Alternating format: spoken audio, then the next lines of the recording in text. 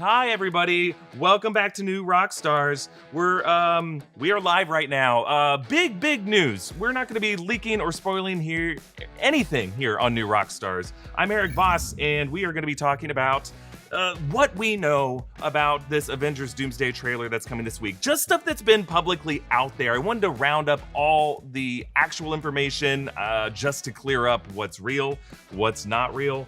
So that everyone's kind of on the same page on what we know. And if you guys have any questions, hit me up here in the chat. Really, I'm just doing this to try to inform everybody on what the hell is going on in the nerd world news right now. So basically, here's what has been reported. Back in November, our friends at Collider confirmed that there would be an Avengers Doomsday trailer attached to the release of Avatar: Fire and Ash. That's going to be coming out in theaters later this week.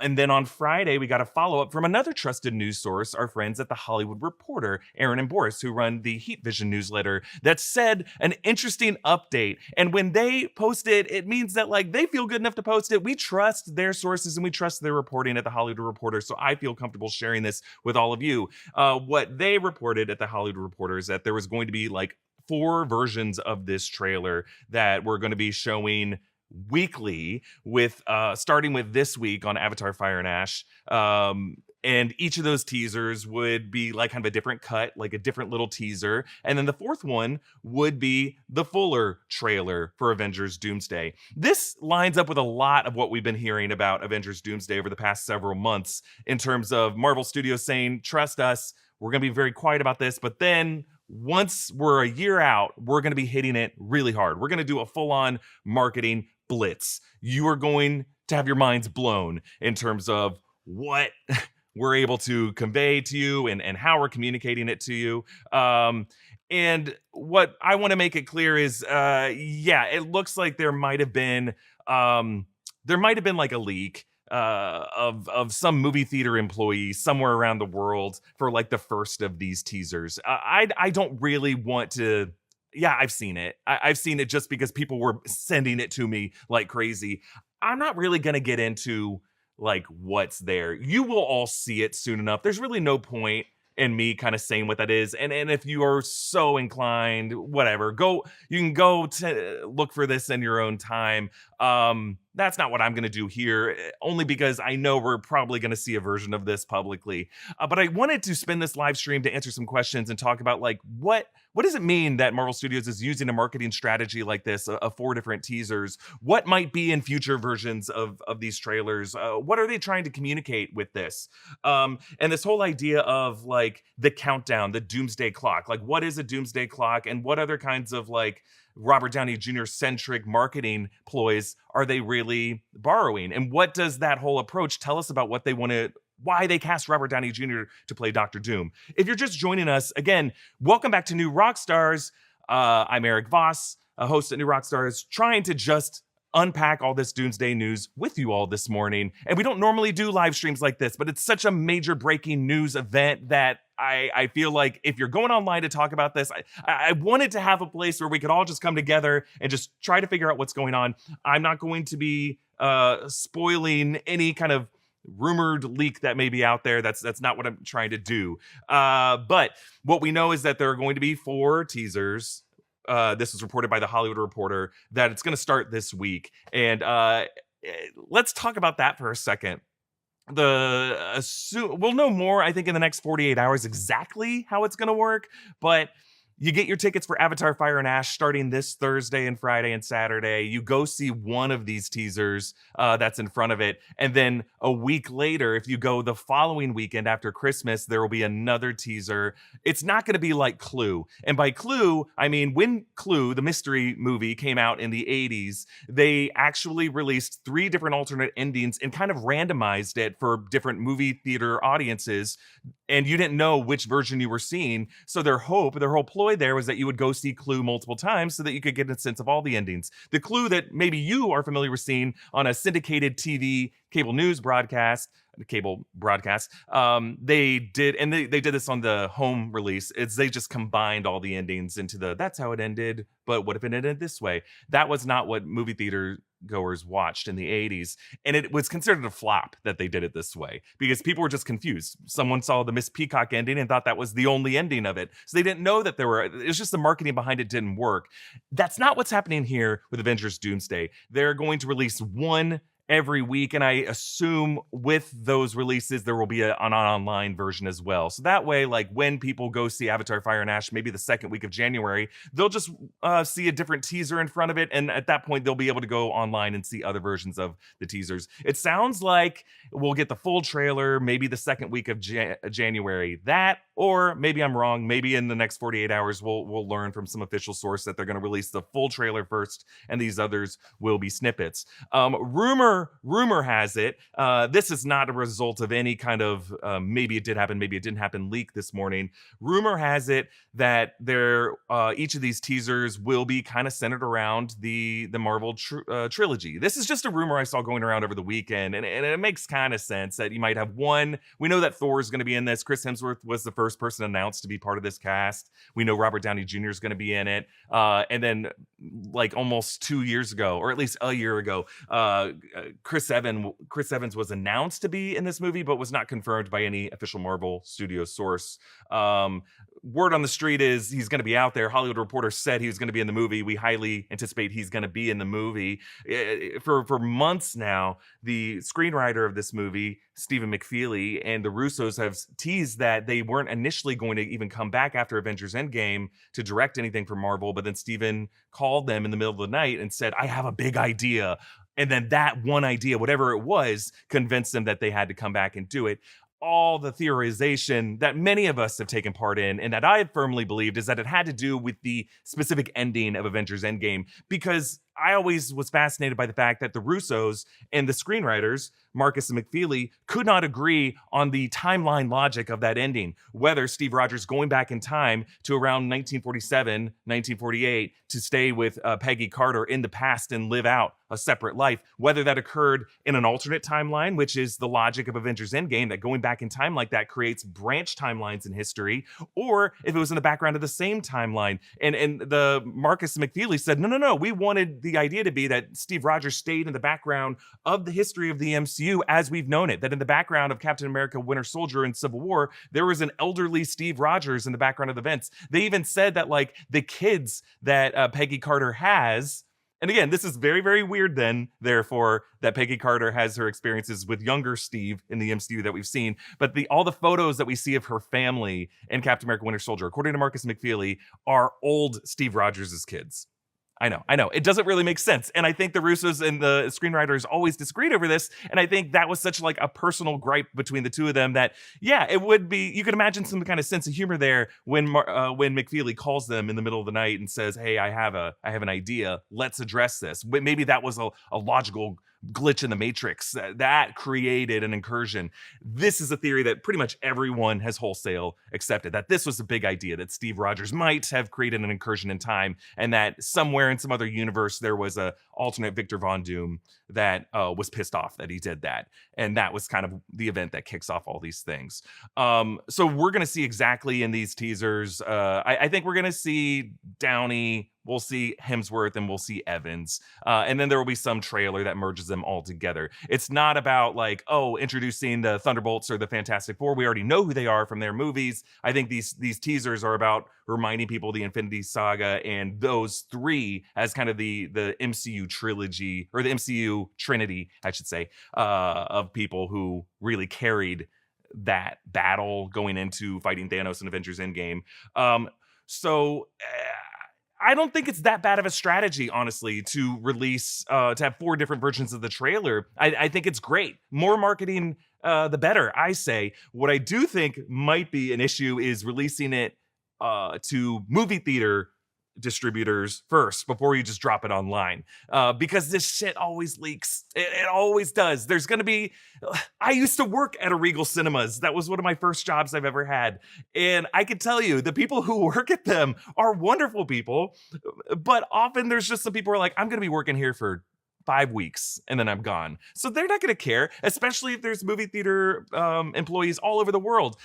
So that's what sounds like it might have happened this morning, that there was like some movie theater somewhere where someone got their phone out. I don't encourage that. I don't think that's great. But if you are seeing anything out there, that's where it's coming from. That's why there are certain other content creators who feel okay reacting to it, because it's not coming from any kind of official Marvel, Disney, or Agbo production company source. So they don't feel like they're betraying them. They feel like, hey, it's just out there in the world. I'm just reacting to it. I still feel like that is a very brave thing to do. I wouldn't feel comfortable live streaming with you all this morning to react to it that way. But the reason why I think it is clever to at least have separate trailers and to play with this whole idea of a countdown, to kind of time it with the 1-year release of Avengers Doomsday, like a year from this week, is it does remind us of what I think was a really effective marketing campaign by Universal Studios for Oppenheimer. And I think the fact that Robert Downey Jr. played Louis Strauss in Oppenheimer and won an Oscar for that role was a big reason why he was cast as Doctor Doom. That was like one of the first time he played kind of a craven villain in a movie. He won an Oscar for it. It showed all audiences how effective this guy is, not just as, the wisecracking billionaire playboy philanthropist Tony Stark of the MCU, but he is a trained thespian who used to go after prestige titles, and Christopher Nolan gave him that opportunity to show everyone, hey, there's other things he can do. And I don't know, in my opinion, I think Robert Downey Jr. completely disappeared into the role of Louis Strauss and played someone who felt like he was the hero of his story, and ironically was someone who is fighting to stop leaks from happening, right? That's what he prosecuted J. Robert Oppenheimer on, and revoked his security clearance, and basically pilloried him. So we got to see two heroes kind of going after each other, two flawed heroes going after each other. And if you remember the very first teaser, Christopher Nolan loves to tease his movies a year out. And then before Oppenheimer had like a countdown clock. And you might remember the voice of Robert Downey Jr. saying, "The man who moved the earth." And I did analyze Oppenheimer for the Deep Dive channel and for the New Rockstars channel, and I could not find that clip. I could not find anything in the marketing or in the movie that had Robert Downey Jr. saying that line. So it means that Nolan clipped it out just for the marketing. And that idea of a countdown of like, it was a countdown to the Trinity test, was just really cool, like a ticking clock going down. And it wouldn't surprise me here if the Russos and the marketing team behind that movie are doing something similar for Avengers Doomsday. A movie like Oppenheimer, which was a period piece, ended up making close to $1 billion.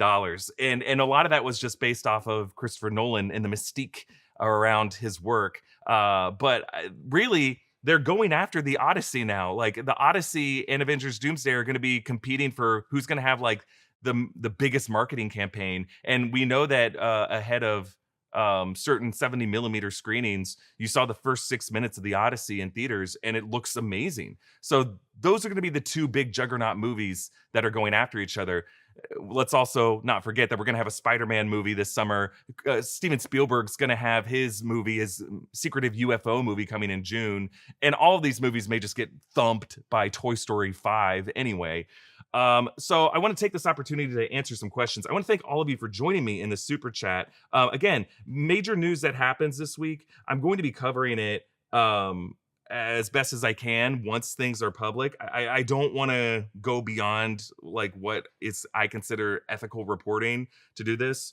Sarah Hachadorian, a member, asking, will you be doing a rumor rundown on this stuff? Funny you should ask, Sarah. We will have a special episode of Rumor Rundown coming to the channel tomorrow. It will be our finale, this year's finale of the Rumor Rundown. We're going to talk all about this process of like how people know when trailers will come. How can you know whether to trust a scoop online if a trailer is going to be dropping in the coming days or something like that? But the reason why it's our finale is that starting in January, we're going to do a new weekly show, a podcast called The Road to Doomsday.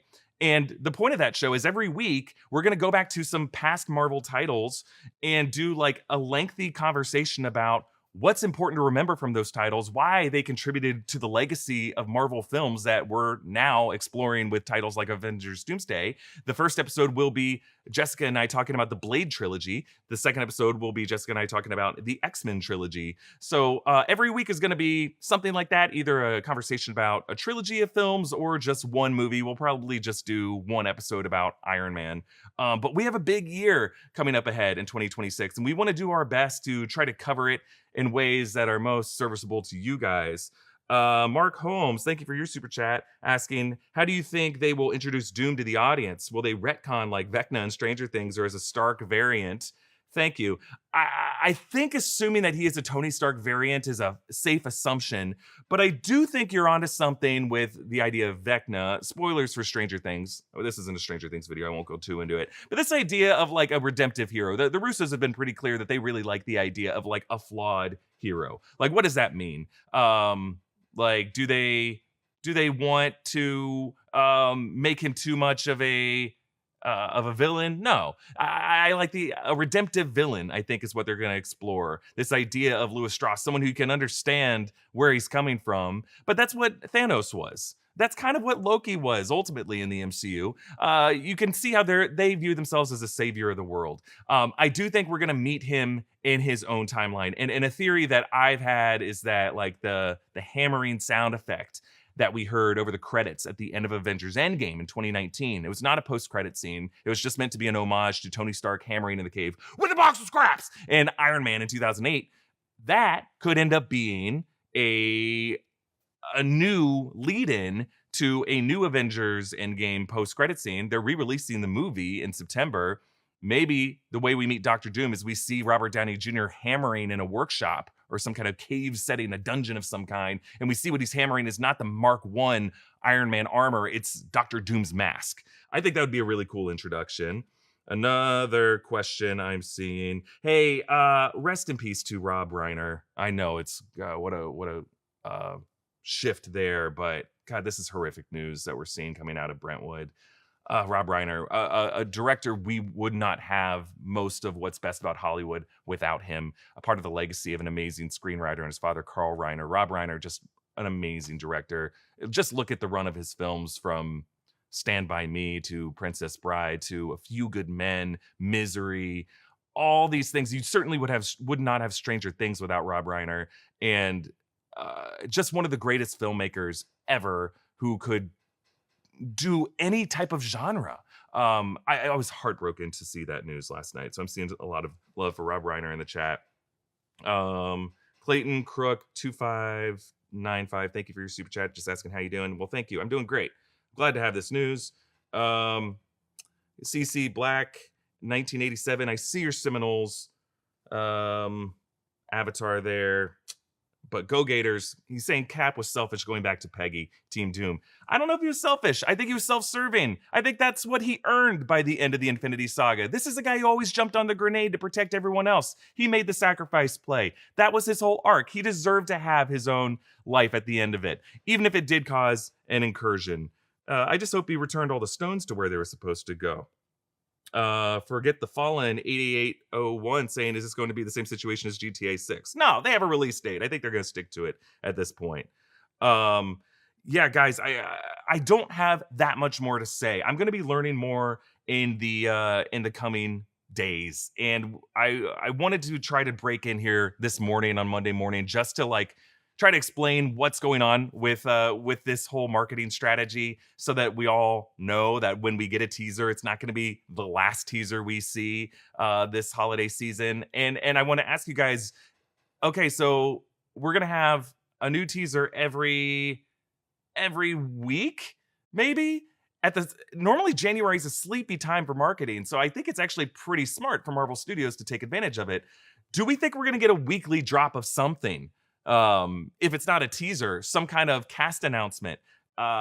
One effective marketing technique that I saw used by the movie Sunrise on the Reaping is they did these like, I don't know, every 2 weeks, a new cast announcement. And I'm like, every movie that's this big should try to capitalize on their news this way. Take control of your own marketing. Don't wait for Deadline or Hollywood Reporter to announce who an actor is. Get ahead of it.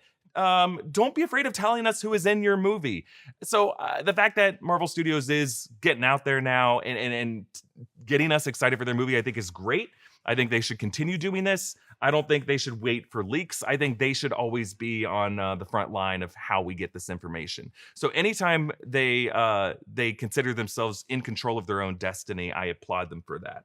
I think film marketing is a lot of people are saying, why do you have to leak too much about the movie? I'm not saying show us every shot from the movie, but like tell the story of your story is what I'm saying. And I think filmmakers like Christopher Nolan, despite how secretive that guy is not afraid to show filmgoers who see one battle after another or sinners in a re-release the first 6 minutes of his movie. And maybe that shows confidence that he has in his own project, that not all filmmakers are as confident as he is. But I think there's all types of filmmakers from James Gunn to James Cameron who love telling the story of their story and love connecting with fans in their own way. I'm not saying you have to be on social media, but James Cameron is not on social media, but he's not afraid to do a ton of events and a ton of interviews to tell the story of his story. And I also think all those guys craft their movies in a way that, hey, if you do find out that someone shows up 2 hours into it, it doesn't spoil the movie for you. They kind of make spoiler-proof movies that you just have to go see on a big screen. And that's what I hope Avengers Doomsday is. Like, tell us the cast. I don't care if there's any if there are no extra cameos who show up in it. I'm just going to be there for the event to see all these people that we do know are in it on screen together, fighting Robert Downey Jr. in whatever context they're saying he's going to be part of. Thank you all of you in the chat. Hey, I see a familiar name. Costa Cook's in the chat. Who might that be? John Costa, our beloved editor and team member here, is in the chat. Subscribe to his channel, Costa Cooks, and follow him on all social media. He's working on some fun stuff that I think you're really going to love. And for all of you joining us in the chat, thank you all so much. Please subscribe to New Rockstars. We have a lot of crazy videos coming this week. Later today, will be our breakdown of the It Welcome to Derry finale. We're going to try to break down the Stranger Things Volume 2 trailer that dropped today. The Street Fighter trailer. Jessica Clemons is going to be breaking that down. Fallout Season 2 premiere is coming tomorrow. We're going to be breaking that down this week. I'm going to try to break down the Stranger Things play. The first shadow, just so you guys know what's important about that play going into these next episodes next week. I can't think of anything else that we're doing this. Oh, Avatar Fire and Ash. Of course, we'll do a video about that. So thank you all so much for joining. If you can, grab some fun shirt from nerdriot.shop. We have all kinds of great shirt designs, hoodies, other gifts that make great collectibles and other great gift options as you're trying to do some last minute holiday shopping. Nerdriot.shop is where you can find all that information. Thank you all so much for watching, and we'll leave it there. Stay safe, everybody. Bye.